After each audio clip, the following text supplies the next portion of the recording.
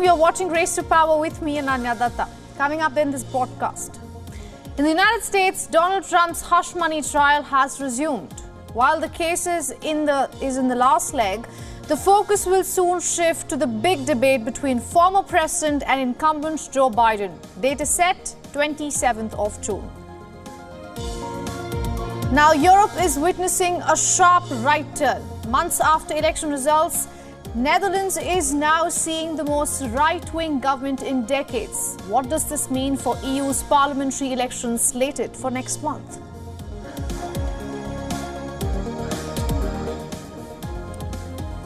Over in the US, Donald Trump's hush money trial is on its last leg. After a day of recess, the jury has reconvened and Michael Cohen has taken the stand for a third day. The star witness is being further grilled by the Trump's team. Cohen's testimonies have so far corroborated claims made by other witnesses like David Pecker, Hope Hicks and Stormy Daniels. All have talked about a pattern that seemingly paints Trump as a man prone to micromanage, lie and kill negative stories. But Cohen comes with its own flaws. He is a convicted liar. He was disbarred from practicing law and has pleaded guilty to lying to Congress in 2018, among other crimes. Remember, Cohen was also sentenced to prison for 3 years. Experts say his credibility could determine the Republican poster boy's fate in this case. Prosecutors have tried to blunt the notion by getting him to acknowledge his past crimes. Cohen claims to have paid porn star Stormy Daniels hush money on behalf of the former president. This was for an alleged sexual encounter with Trump, something Trump has denied. The hush money has been confirmed by Cohen and Daniels. The alleged crime here is that Trump allegedly orchestrated a way to hide the hush money transaction. Cohen and Daniels claim that Trump did this to shield his 2016 presidential bid. Cohen is the prosecutor's final witness, at least for now. The defense is not obligated to call any witnesses, and it's unclear if the attorneys will do so, which is why Cohen's cross-examination could be pivotal for both sides. While all this is happening, politics is also taking its course. Today, nearly a dozen Republican lawmakers have joined Trump in the court to show their support for the leader. Trump's allies have been appearing in court throughout the trial, with House Speaker Mike Johnson being the most senior Republican leader so far.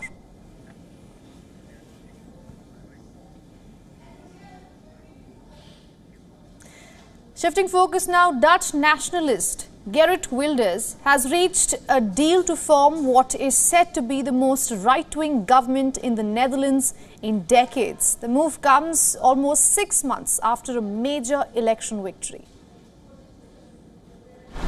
The Netherlands is set to have its most right-wing government in decades. On Wednesday, Dutch nationalist Geert Wilders said 4 parties had reached a deal. 35%! Almost 6 months after a major election victory. Wilders had already forfeited the position of prime minister to get the parties to the table. We have an onderhandelaarsakkoord. We have an agreement among negotiators, he said. Talks had dragged on for months since Wilders' upset victory in November. Immigration, finances, and climate were among the key sticking points. Wilders has influenced Dutch immigration policy from the opposition benches since 2006 and is known for his outspoken views on Islam. Although in recent months, he has toned down the anti-EU and anti-Islam rhetoric and has dropped opposition to military support for Ukraine. Also in the coalition, outgoing Prime Minister Mark Rutte's centre-right party, a new centrist party, and a farmers' protest party. They'll have a strong majority, 88 seats in the 150-seat lower house. A potential candidate to head the new government, according to Dutch media, is Ronald Plasterk. He's a Labour Party veteran who led some of the coalition negotiations. One analyst says pinning down a prime minister could prove problematic, adding the coalition could be inherently unstable. Wilders rode a wave of anti-immigration and anti-establishment sentiment to his largest electoral win after Rutte announced his departure from Dutch politics last year. Thank you. He blamed a housing shortage on flows of asylum seekers and tapped into concerns over the cost of living and the healthcare system. The incoming government is widely expected to bring in stricter asylum migration policies. Wilders has close ties with other European populists, such as Hungary's Viktor Orban. He's made promises of lavish spending on healthcare and to lower the retirement age. But budget constraints make it unlikely the other parties will all support these plans. Let's now talk about Georgia. A controversial bill has brought people out on the streets. Brussels is angry and Tbilisi is moving closer to Moscow. We tell you about the man behind this bill. But first, let's get you up to speed about what has happened in Georgia so far. The European Union urged Georgia on Wednesday to withdraw its highly contested foreign agents bill as protests against the legislation continued in the capital Tbilisi, bringing traffic in much of the city to a halt. An EU statement, which came after the third and final reading of the bill in Georgia's parliament a day earlier, urged authorities to withdraw the law, saying it was, quote, not in line with EU core norms and values and, quote, negatively impacts Georgia's progress on the EU path. The bill would require organizations receiving more than 20% of their funding from abroad to register as agents of foreign influence. It imposes onerous disclosure requirements and punitive fines for violations. The draft law has been dubbed the Russian law by opponents, who compare it to legislation used by the Kremlin for the past decade to crack down on its opponents. For many young Georgians, the fight represents a stark choice over whether Georgia should integrate with Europe or rebuild old ties with Russia. Everyone in the EU has told us that it is against their principles, against their judgments, that they advise us to not take in this law, basically. And I think we should listen to them because they are our friends. This is against our constitution, which states that we should be doing everything to be the part of the EU and the NATO. So I think that in the long run, this will affect our country in a really negative way. So this is why we need to get rid of this law and get rid of this government. The prospect of EU membership is widely popular in Georgia, and despite recent anti-Western rhetoric, the ruling party says it wants the country to join both the EU and NATO. EU leaders agreed in December to grant Georgia the status of a membership candidate on the understanding that it completes 9 steps, including reducing political polarization. Diplomats said the bill clearly did not fit with that aim. The ruling Georgian Dream Party says the law is necessary to ensure the transparency of foreign funding for NGOs. A question arises why Georgian lawmakers are pushing for a bill that its people are clearly against. This is where Bidzina Ivanishvili comes into the picture. He set up the ruling Georgian Dream Party in the year 2012 and was elected as the Prime Minister. However, his stint only lasted from 2012 to 2013.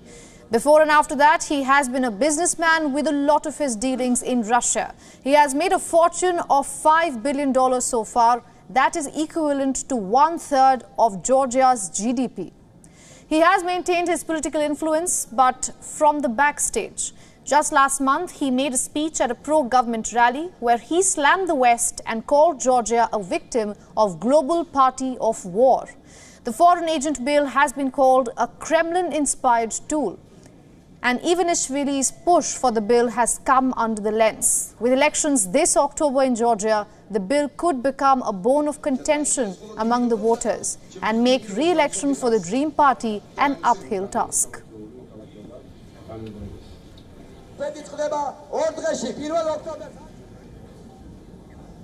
New Caledonia, a French overseas territory, continues to be up in arms. At the epicenter of its unfolding crisis is a voting eligibility law that the French Parliament has passed for regional elections in the island. We tell you why the indigenous Kanak community is upset.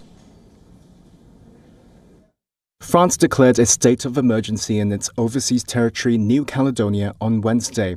Riots in the past few days have led to the deaths of several indigenous Kanak people and a police official who died from a gunshot wound. The unrest came after Paris approved new changes to voting rules, letting French residents who've lived in New Caledonia for 10 years vote in provincial elections, a move the indigenous Kanak fear dilutes their votes. These images of burnt-out buildings and looted stores in the capital Nouméa were filmed by Johan Fleuro, a 37-year-old businessman, on Thursday. He says he's had to pass through road blockades the past few days, controlled by armed men who threatened to beat up civilians and torch vehicles. What is really happening is that as I move a lot to see family members or keep an eye on my properties, I see everything on the roads. I see the stores looted by the people. I see the fires in the docks, warehouses, and offices. I admit even I carry a gun with me all the time to handle any situation. Fleuro believes that the unrest was fueled by groups who sought the departure of non-indigenous Caledonians. They want to scare people so that people, all Caledonians combined, or certain Caledonians, leave the country. It is a Caledonia that is not recognizable today. The state of emergency announced this week is set to last 12 days. It imposes a curfew and bans public gatherings. France will also send police reinforcements to bolster local security forces. French troops have also been ordered to help secure New Caledonia's main port and airport. Authorities also decided to ban video app TikTok. The French government said the app helped rioters organize and amplified chaos during riots on France's mainland last summer, attracting troublemakers to the streets. Electoral reform is the latest flashpoint in a decades-long tussle over France's role in the mineral-rich island. New Caledonia, some 900 miles east of Australia in the southwest Pacific, is the world's third largest nickel producer and has long been rocked by pro-independence movements. France annexed the island in 1853 and gave the colony the status of overseas territory in 1946. Time for a short break now, but don't go too far. On the other side, we will tell you about the political charter in the European nations as elections approach. Stay tuned.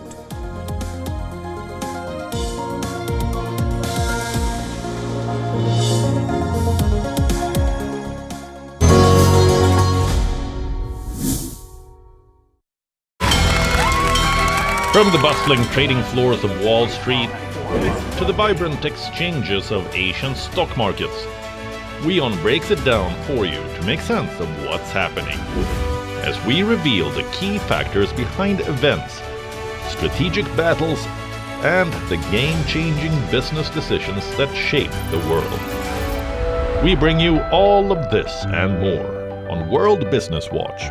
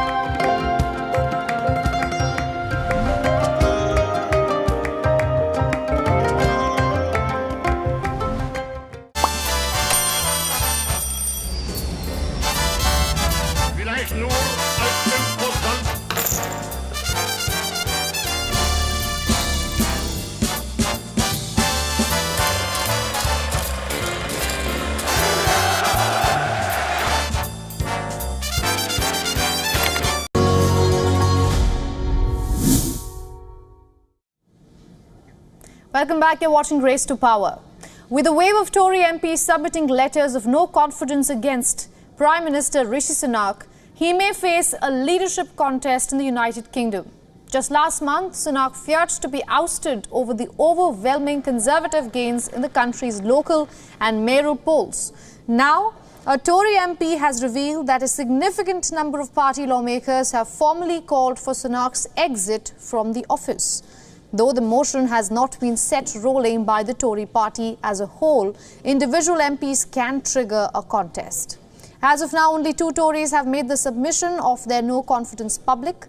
This includes former Cabinet Minister Simon Clarke and former Education Minister Dame Andhra Jennings.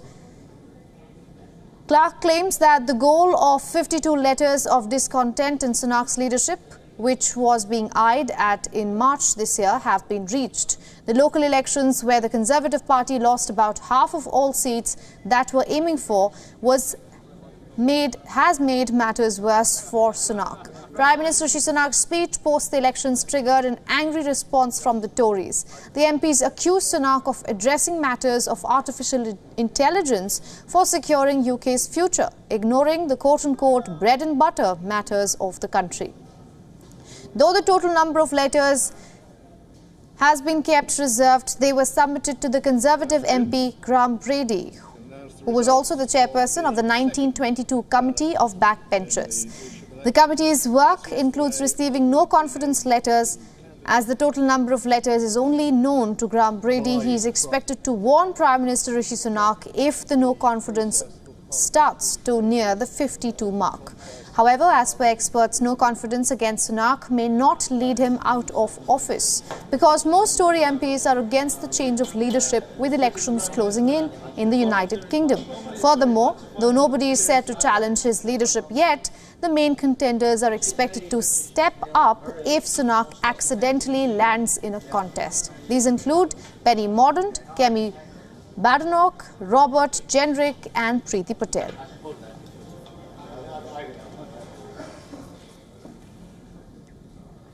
The European Parliament elections are just 3 weeks away. Leaders across European nations are leaving no stones unturned in their poll campaign. But what's making more noise are the issues on the ground. The most common problem in Europe is the ongoing cost of living crisis. In the run-up to the European Parliament elections from June 7th to 9th, over 90% of Europeans say the cost of living crisis is the biggest issue on the ballot. For tourism hotspots like Greece, where sky-high rents are a major concern for residents. A record-breaking influx of tourists and rising foreign real estate investment have made house hunting and affordable rentals more and more difficult to find.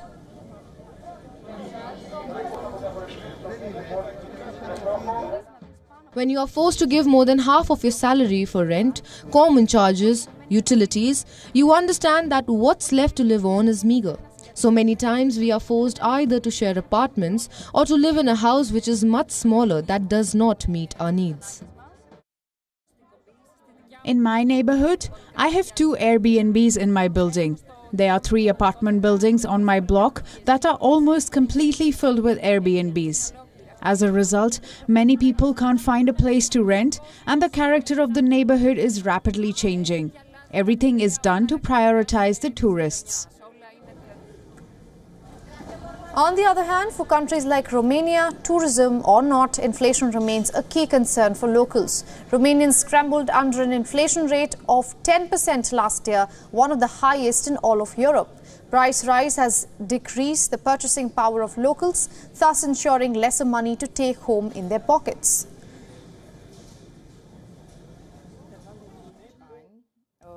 Over a 5-year period, milk has gone up 15%. A small can of pâté has gone up 27, almost 28%. The spreadable cheese we use in sandwiches has gone up 40%. Salami has gone up 37.5%. And cat food in the form of sachets has gone up 67% in 5 years. A challenging and unstable economy in the face of two wars has become the center of attention for voters in the upcoming EU elections. Price rise, be it essentials or house rent, will be the kind of issues that Europeans will be paying attention to as they go to polls and decide whether the status quo should stay or change.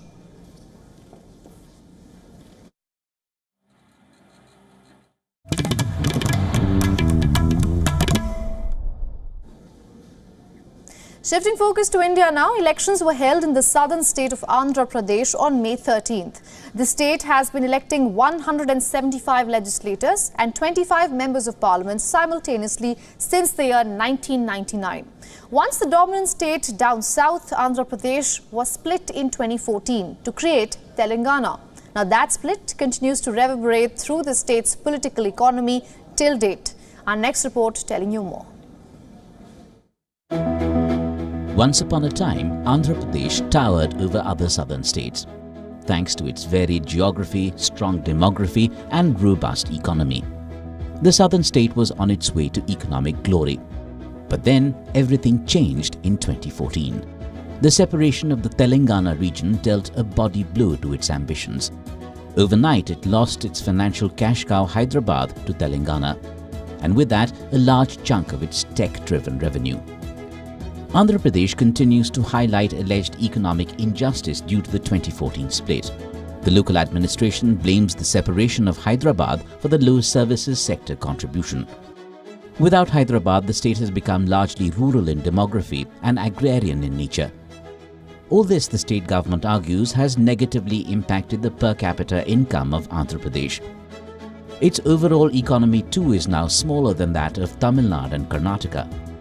After the split, the state is reeling under a debt burden, accentuated by the cost of rebuilding the economy.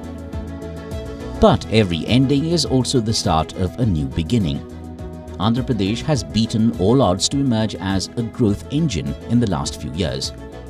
Reports indicate that it has grown by over 10% in 5 of the last 6 years, the exception being 2020-21. The per capita income too has improved significantly, rising from over $1,680 in 2017-18 to $2,670 in 2022-23. Tax revenue has increased to about $10 billion in 2022-23 from about $7.3 billion in 2020-21. A strong agriculture sector and a robust coastal economy seem to be the twin pillars of the new economy. Andhra Pradesh still has a long way to go before reclaiming its pre-2014 momentum, but the southern state has made a solid start towards that. Given the unique position of its economy, which requires a substantial amount of rebuilding, a lot would depend on the macroeconomic policies of the incoming government. Bureau Report, WION World is One.